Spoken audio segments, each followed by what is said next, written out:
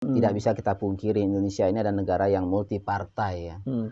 Ketika partai A berkuasa, kelompoknya dalam satu partai melanggar. Ini sudah mulai lobby sana lobby sini, diputar balikkan faktanya, hukumnya dibolak-balik supaya dia tidak kena jeratan hukum.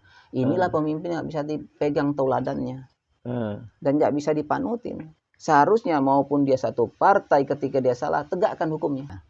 Pemimpin itu ketika dia diberikan satu amanah, jadikan amanah ini sebagai bentuk tanggung jawab. Jadi bukan amanah itu dijadikan sebagai ghanimah. Itu ghanimah itu harta rampasan. Apa bedanya amanah dengan ghanimah? Kalau amanah dia akan laksanakan ini sebaik mungkin sesuai dengan amanah dan diletakkan pada porsinya dan dipertanggungjawabkan dua hal, di hadapan manusia, di hadapan Allah. Itu amanah. Tapi ghanimah dia kejar sebanyak mungkin, dia rebut, dia habisin untuk kepentingan keluarga, kepentingan golongan, itu ghanimah, harta rampasan namanya kan.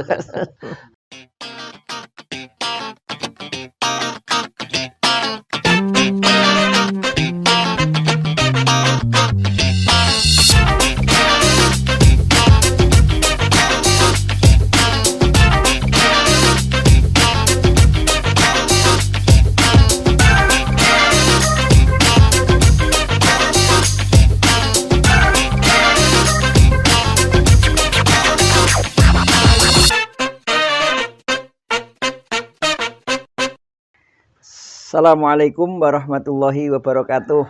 Waalaikumsalam warahmatullahi wabarakatuh. Sahabat secangkir kopi TV, alhamdulillah siang hari ini kita bersilaturahmi dengan Ustadz Dr. Haji Bukhari Abdus Somad di pesantren Al-Mujtama Al-Islami. Mana saat ini? Karanganyar, Jati Agung, Lampung Selatan. Subhanallah.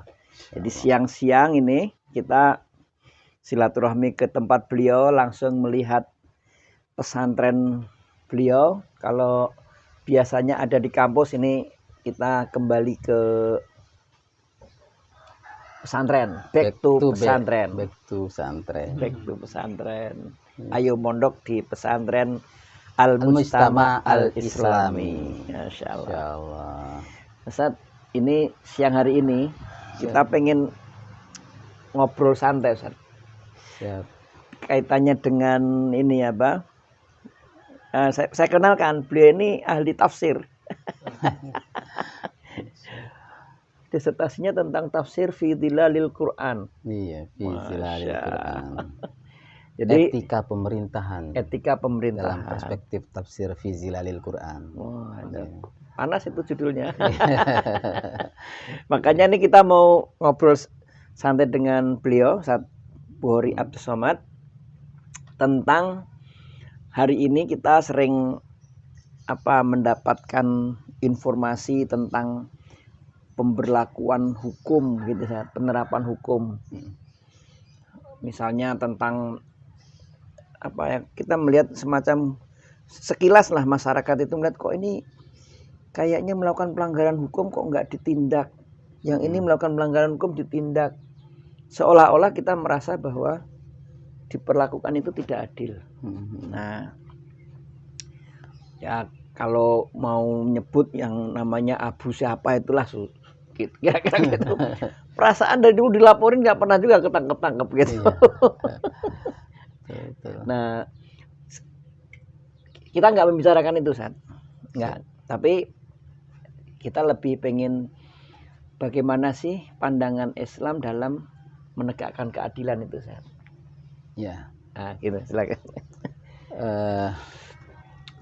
Yang namanya adil itu adalah sama rata kalau dalam bahasa yang mudah dicerna oleh masyarakat ya, seimbang, adil ya. Artinya kalau bahasa yang lebih lugas lagi, tidak terjadi kezoliman. Itu adil itu. Adil lawan dari dolim. Okay. Jadi memberikan hak seseorang sesuai dengan porsinya, itu kan adil. Contohnya kalau orang istri dua, istri pertama dapat 1 juta, istri kedua nggak mungkin 1 juta. Kalau dia sama-sama 1 juta maka nggak adil. Yang istri pertama anak 2, istri kedua anaknya 1, kan nggak adil itu. Kok contohnya istri nih kok jauh bener ya, pertanyaan tadi. Yang mudah dicerna, Ustaz. Oh gitu ya. Ya, jadi adil itu memberikan hak sesuai dengan porsinya. Ya, meletakkan sesuatu pada tempatnya. Masya Allah, ya. Jadi dalam hal ini tadi keadilan, memang hidup ini kan ada hubungan korelasi antara rakyat dan penguasa. Ketika kita bicara penguasa, sebetulnya Rasulullah SAW sudah bersabda dalam salah satu hadisnya, sab'atun yuzillumullah fi zillih yawma la zilla illa zilluh.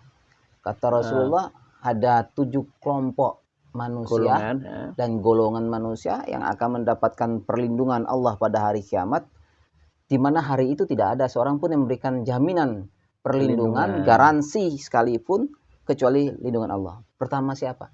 Imamun adilun, pemimpin yang adil.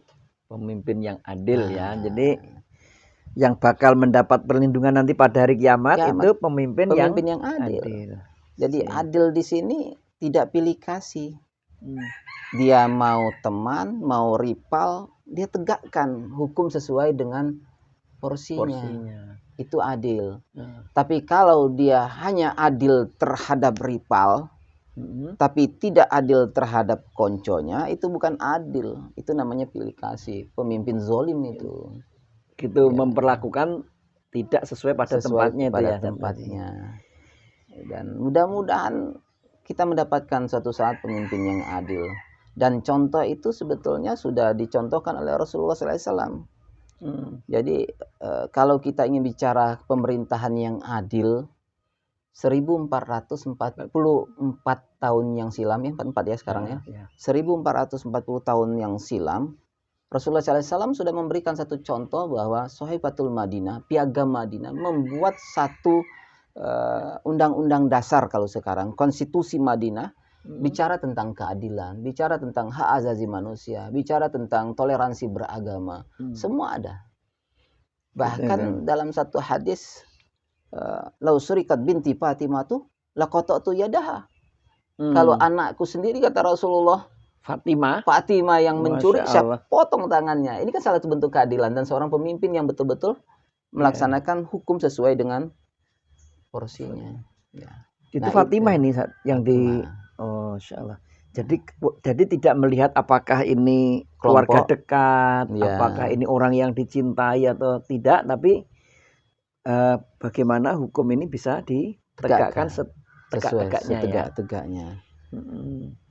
Ada nggak mungkin kisah para sahabat?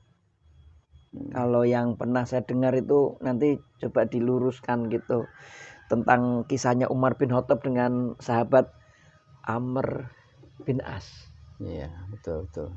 Yang pacuan kuda itu, gimana itu, Apa itu contoh juga yang bisa dikatakan salah satu bentuk keadilan itu? Ya betul. Jadi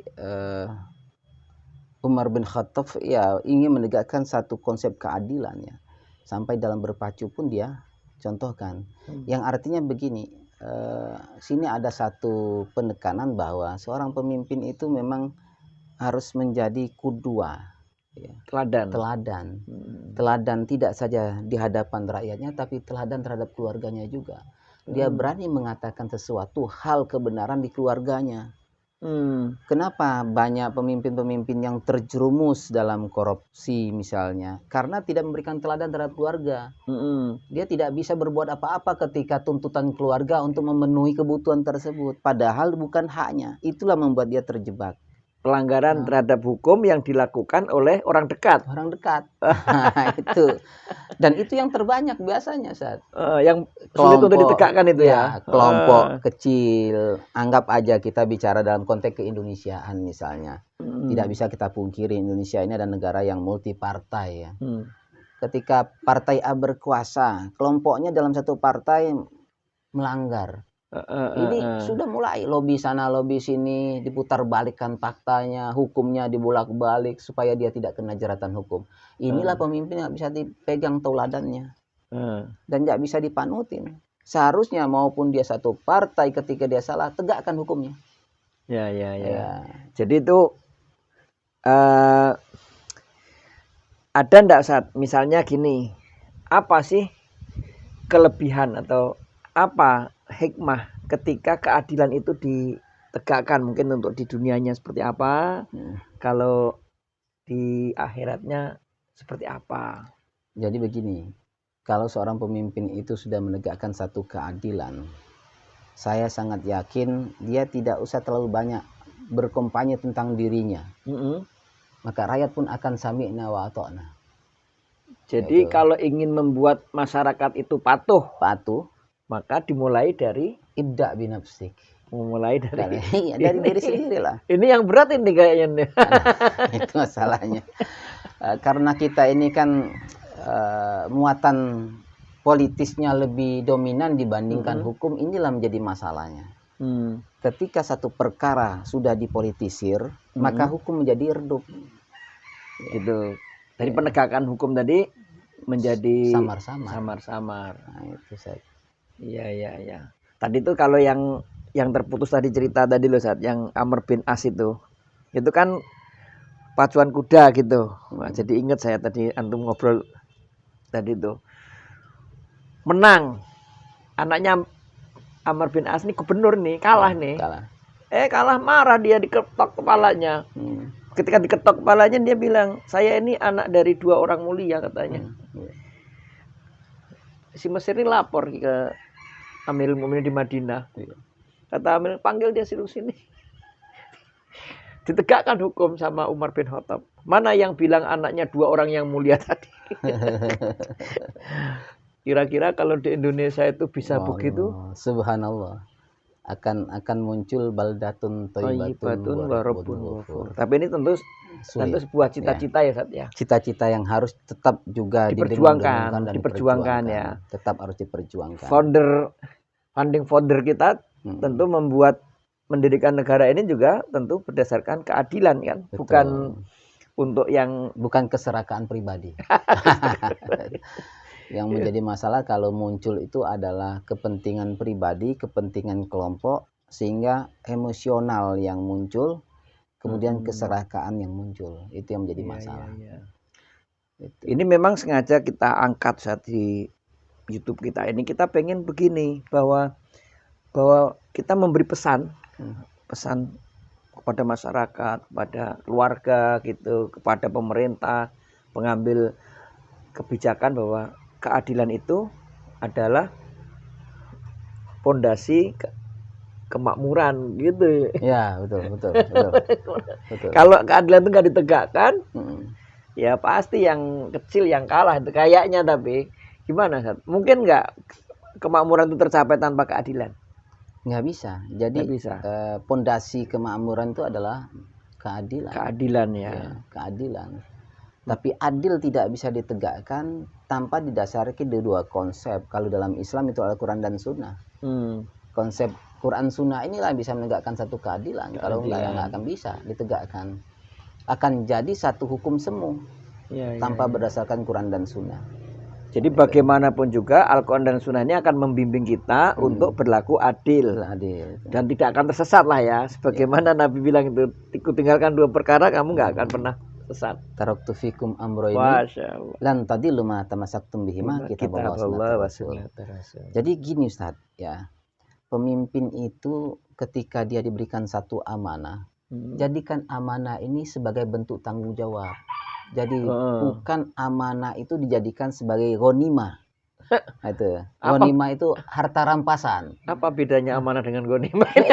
Kalau amanah dia akan laksanakan ini sebaik mungkin sesuai dengan amanah dan diletakkan pada porsinya dan dipertanggungjawabkan 2 hal di hadapan manusia, di hadapan Allah. Itu amanah. Tapi ghanimah dia kejar sebanyak mungkin, dia rebut, dia habisin untuk kepentingan keluarga, kepentingan golongan, itu ghanimah, harta rampasan namanya. Maka pemimpin ada istilah baru nih ya, pemimpin harta rampasan ini. Itu. Jadi kalau menurut saya begini, kalau pemimpin itu ingin betul-betul menegakkan satu keadilan, maka dia satu harus berbuat ikhlas. Jadi untuk adil itu harus ikhlas. Ikhlas dulu, berbuat ikhlas. Berbuat ikhlas. Yang kedua dia harus bekerja keras. Bekerja keras. Jadi ikhlas, Kalau sudah ikhlas berbuat, ikhlas beramal, dia harus bekerja keras.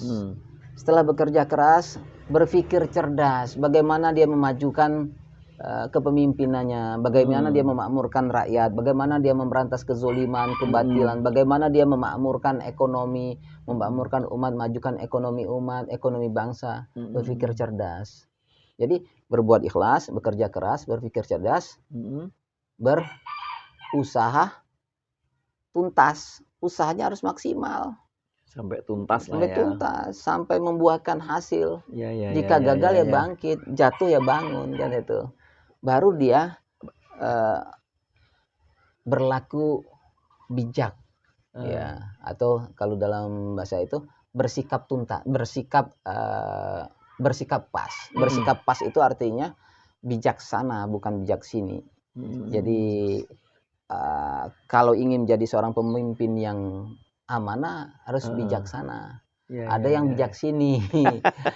Tidak bijaksana tapi bijak sini kan. Kalau bijak sini berarti sesuai dengan mau kita gitu. Iya, mau ini bijak sini kan. Nah itu. Baru nanti berdoa pas. Semua apa yang dilaksanakan, diusahakan, dikerjakan, mintalah kepada Sang Pencipta. Berdoalah sesuai dengan harapan kan itu. Baru akan tercapai. Jadi berarti pandangan kita dalam pandangan Islam dalam hal ini gitu. Berarti keadilan itu memang harus ditegakkan kepada siapapun, termasuk orang yang kita cintai sekalipun. Nah, itu adil namanya. Dan tidak membeda-bedakan hukum sesuai dengan apa didasarkan pada misalnya karena dia pejabat atau tidak pejabat. Harus ditegakkan secara adil. Nah ini sahabat Sangit Kopi, luar biasanya kalau Islam ini memimpin dunia. Amin. Al-Quran ini kalau ditegakkan mungkin luar biasa gitu saja. Ya gini dokter ya.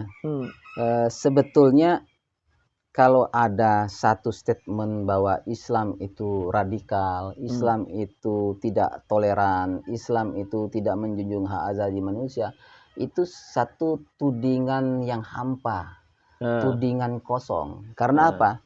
Secara yuridis formal, de facto, ya, konstitusi Madinah, satu-satunya konstitusi secara menyeluruh di dunia ini yang masih baku sampai sekarang, menjunjung hak asasi manusia, menjunjung toleransi, kemudian menjunjung juga pluralisme. Itu Madinah. Arti kalau orang bilang Islam itu tidak toleran, salah, dia tidak tahu sejarah berarti. Justru Rasulullah yang letakkan dasar-dasar toleransi. Menghargai 444 tahun yang silam, menghargai perbedaan. Ada Nasoro, ada Yahudi hidup di Madinah. Semuanya terlindungi dengan baik. Jadi kalau Anda ingin aman, ya hidup di negara yang aman, tegakkan hukum Islam. Jangan dilihat potong tangannya. Orang membunuh orang lain dibiarkan, adil nggak adil. Keadilan itu tegakkan. Kalau dia membunuh ya hukum bunuh sesuai dengan kisosnya. Dia maling ya potong sesuai kalau sudah sampai kepada nisabnya. Kalau orang itu sudah tangannya dipotong karena maling sesuai dengan nisabnya, yang lain akan jerah. Nah itulah keadilan. Jadi menegakkan hukum itu bukan cabangnya yang dipotong tapi akarnya. Akar masalahnya akar apa? Masalahnya. Ya itu. Iya. Baik. Jadi sahabat-sahabat, mudah-mudahan silaturahmi kita siang hari ini memberikan inspirasi, terutama generasi muda nih yang menjadi calon pemimpin bangsa ya. Sababul yum rijalul qad. Memang kita udah tua nih. Jadi pemuda kalau kategori PBB itu masih umur 60 tahun batasnya. Jadi kita masih berhak mengaku pemuda. Oh gitu ya. nanti daftar jadi ketua KNPI aja. Masya Allah. Alhamdulillah. Terima kasih Ustadz. Jazakumullah khair. Ngobrolan siang kita hari ini. Mudah-mudahan bermanfaat. Bahwa keadilan ini bisa tegak di manapun juga, termasuk di negeri kita yang kita cintai di Indonesia. Amin. Demikian. Assalamualaikum warahmatullahi wabarakatuh. Waalaikumsalam warahmatullahi wabarakatuh. Jangan lupa subscribe, like and share.